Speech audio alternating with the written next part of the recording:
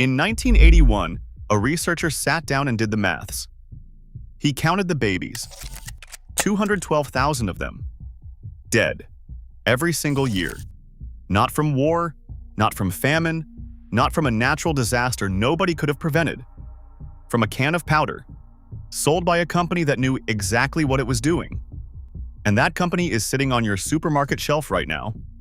You have bought from them. You almost certainly have one of their products in your kitchen at this very moment. Because Nestle is not just a company. They are KitKat. They are Nescafé. They are Maggi noodles, Perrier water, Häagen-Dazs ice cream, Gerber baby food, and over 2,000 other brands sold in 186 countries across the world. They are one of the most recognizable corporations in human history, and they are responsible for a body count that most governments would be prosecuted for. This is their story, and by the end of it, you will never look at a supermarket shelf the same way again. To understand what Nestlé did, you need to go back to the 1960s. The developing world is changing fast. Populations across Africa, Asia, and Latin America are growing at a rate the world has never seen before. Millions of new mothers, millions of new babies, and Nestlé is watching. Their product is infant formula, a powdered milk substitute. On paper, it sounds reasonable. A backup for mothers who cannot breastfeed, a supplement, a safety net.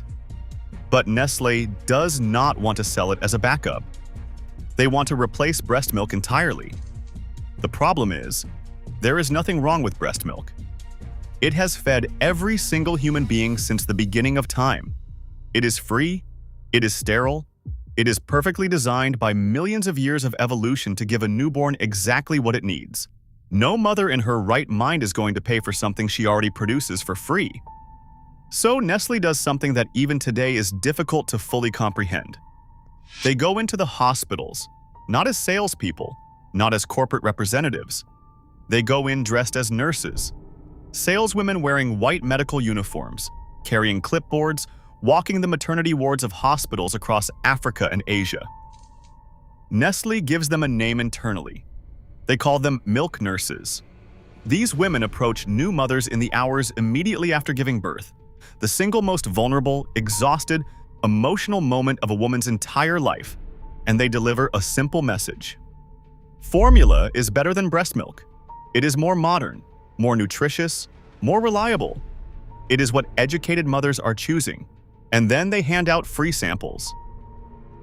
Now here is where Nestlé's plan becomes something truly evil. When a mother stops breastfeeding, even for just a few days, her body reads the signal. No feeding means no milk is needed, and milk production shuts down, permanently. Nestlé knew this. It is basic human biology taught in every medical school on Earth. They knew that if a mother used their formula long enough, she would lose the ability to breastfeed forever. So they calculated exactly how long the free samples needed to last.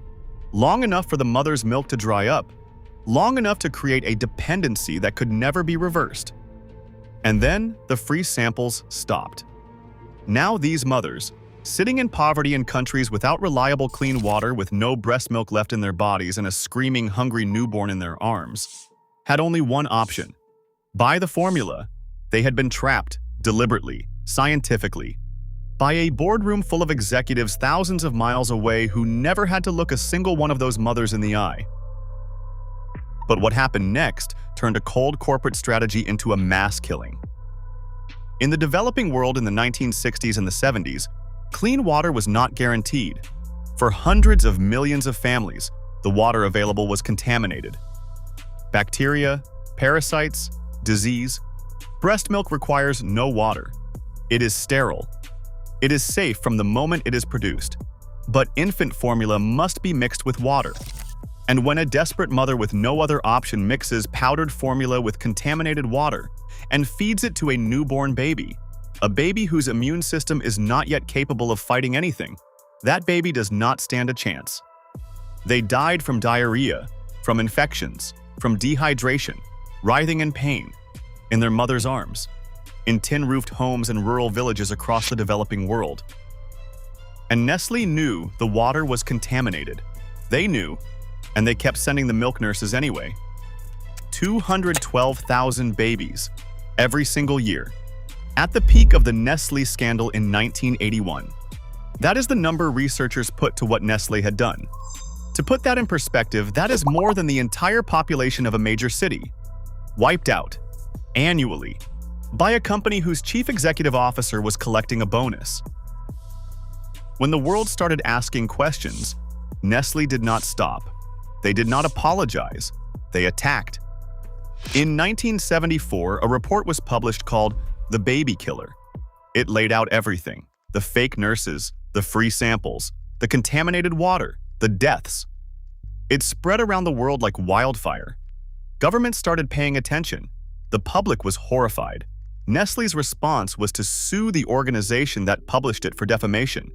They dragged a small charity into court for telling the truth about dead babies. The trial became one of the most closely watched legal cases of the 1970s. The entire world was watching.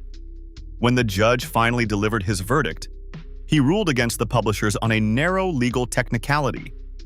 Nestlé technically won. But from the bench, the judge looked directly at the Nestlé representatives in that courtroom and told them, on the record, that they needed to fundamentally reconsider their marketing practices. A judge, in a case they won, told them what they were doing was morally indefensible. They walked out of that courtroom and kept doing it anyway. By 1977, the world had had enough. A global boycott of Nestlé products was launched. It became one of the largest and most sustained consumer boycotts in recorded history. Millions of people across more than 100 countries stopped buying Nestlé products. Churches, universities, hospitals, governments, all refusing to put another penny in Nestlé's pocket until they stopped killing babies. In 1981, the World Health Organization stepped in and created the International Code of Marketing of Breast Milk Substitutes, a set of global rules built specifically and entirely to stop what Nestlé had been doing.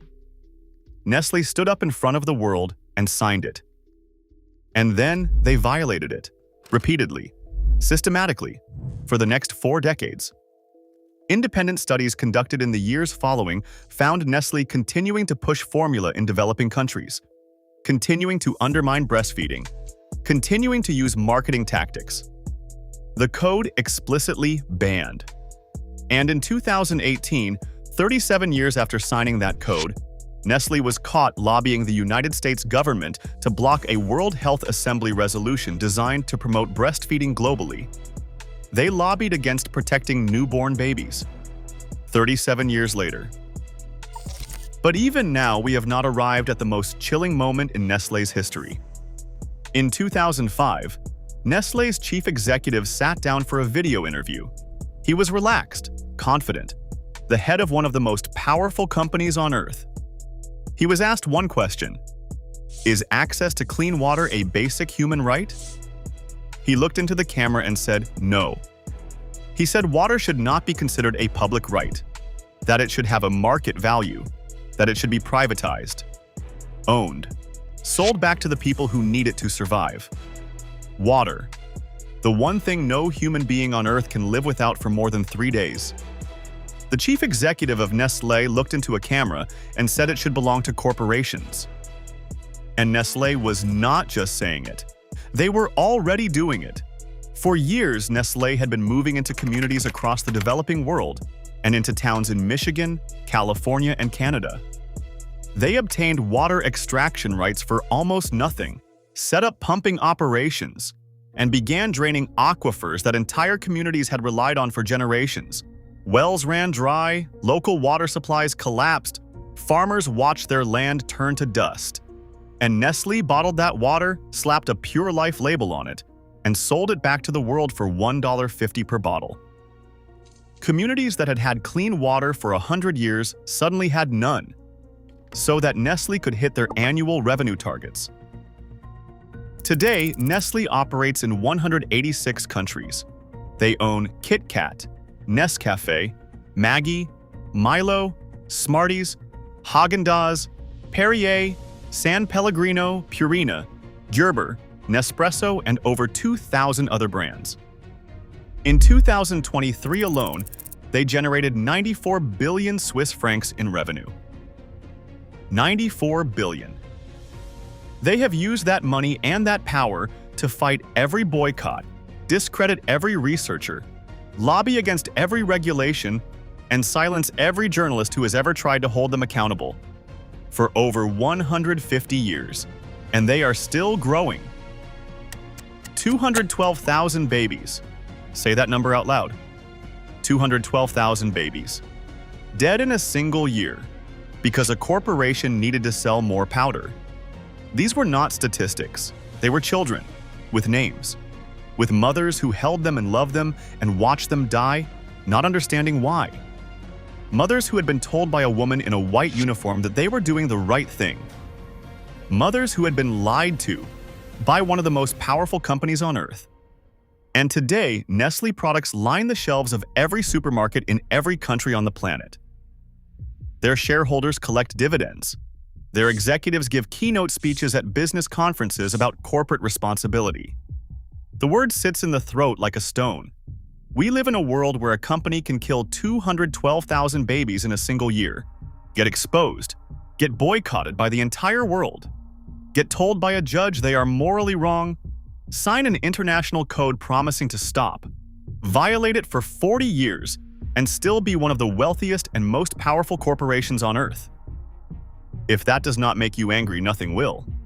And somewhere in the world right now, a woman in a white uniform is walking into a maternity ward, carrying a free sample and a smile.